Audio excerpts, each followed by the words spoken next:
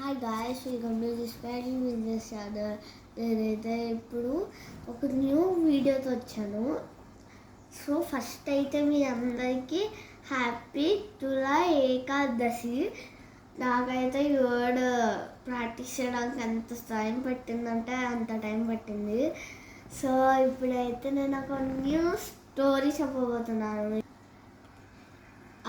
ఆ స్టోరీ కూడా ఈ తుల ఏకాదశి గురించే. సో ఇప్పుడైతే మనం స్టార్ట్ చేసేద్దాం. ఇప్పుడైతే అనగనగా ఒక రామచిలుక ఉందంట. ఆ రామచిలుకకి చాలా బద్ధకం ఎక్కువ అంట. అప్పుడు అందరూ చుట్టుపక్కల ఆ చెట్టు దగ్గర పెట్టుకున్న ఫుడ్ అన్ని దొంగలిచ్చేసి తినేసిదంట. అప్పుడు అలా కొన్ని రోజులు అయిపోయాక ఎవరు ఇలా చుట్టుపక్కల పెట్టలేదంట.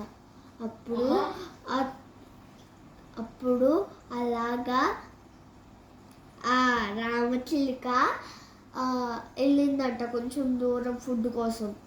అప్పుడు అలా నీరసం వచ్చేసి ఒక దగ్గర వాలిందంట. అప్పుడు ఆ చెట్టు దగ్గర వాలిన రామచిలుక అక్కడే ఒక ఋషుల ఆశ్రమం ఉందంట. అప్పుడు ఆ రోజు తుల ఏకాదశి అంట. అప్పుడు ఋషులు తొలి ఏకాదశి గురించి గురువు శిష్యులకి చెప్తున్నాడు. ఏమది? అది విష్ణు ఈ తులా ఏకాదశి అప్పుడు నిద్రపోతాడు. అది కూడా 4 months వరకు. ఈరోజు ఎక్స్పెషల్గా ఉపవాసం చేస్తే మంచిదంట. ఈ తుల ఏకాదశికి పడుకొని మళ్ళా 4 months తర్వాత కార్తీక మాసానికి లేస్తాడు. అప్పుడు అది మళ్ళా ఈరోజు ఉపవాసం చేస్తే మంచిదంట. మంచి జరుగుద్ది, మనకి ఎలాంటి కష్టాలు ఉండవు. అప్పుడు రామచిలుక అవన్నీ విన్నాదంట. అప్పుడు నేను అలాగా పొద్దున్న నుంచి ఏం తినలేదు కదా, సో నేను కూడా ఉపవాసం చేస్తాను అనుకుందంట. అప్పుడు అలాగా విష్ణు విష్ణు విష్ణు నారాయణ నారాయణ నారాయణ నారాయణ అనుకుందంట. అలా అనుకుంటూ ఆకలి సంగతి కూడా మర్చిపోయిందంట. అప్పుడు అలాగా కొన్ని రోజులు అయ్యాక ఒక రాజు ఉన్నాడంట ఒక రాజ్యంలో. ఆ రాజు అందరికీ మంచిగా ఫుడ్ ఇచ్చేవాడంట. అప్పుడు ఆ రాజు మంచివాడే, కానీ ఏ ఉద్దేశంతో ఇస్తున్నాడు? తనకి పొగడాలి. ఆ పొగడటం వల్ల తనకి హ్యాపీనెస్ వస్తుంది. ఎవరికైనా పొగిడితే హ్యాపీనెస్ వస్తుంది అనుకోండి. సో అలాగా ఎవరైనా పొగడకపోతే వాళ్ళకి ఫుడ్ ఇవ్వడం మానేస్తాడు. సో అలాగా రాజు ఇంకా రామచిలుక ఒకే రోజు చనిపోయారంట. అప్పుడు రాజునేమో ఎంబటులు తీసుకెళ్ళిపోయారంట పైకి.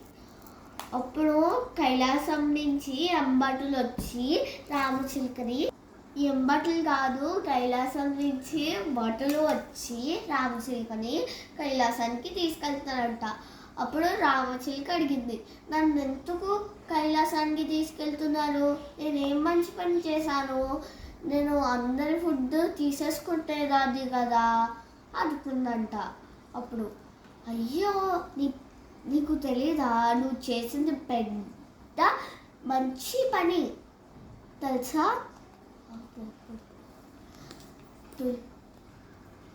తుల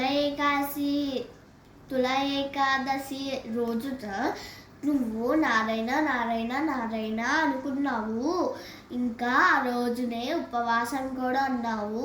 అదే నువ్వు చేసిన పెద్ద పుణ్యము. సో ఈ స్టోరీ అయితే ఈ స్టోరీ మీకు నచ్చినట్లయితే లైక్ చేయండి, సబ్స్క్రైబ్ చేయండి, కామెంట్ చేయండి. సో ఈ స్టోరీ బట్టి నాకేం అర్థమైందంటే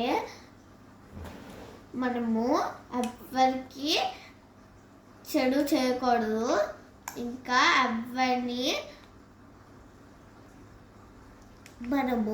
ఎవరిని మోసం చేసి ఫుడ్ లాగేసుకోకూడదు, ఇంకా మనం ఎప్పుడు మోసానికి పోకూడదు.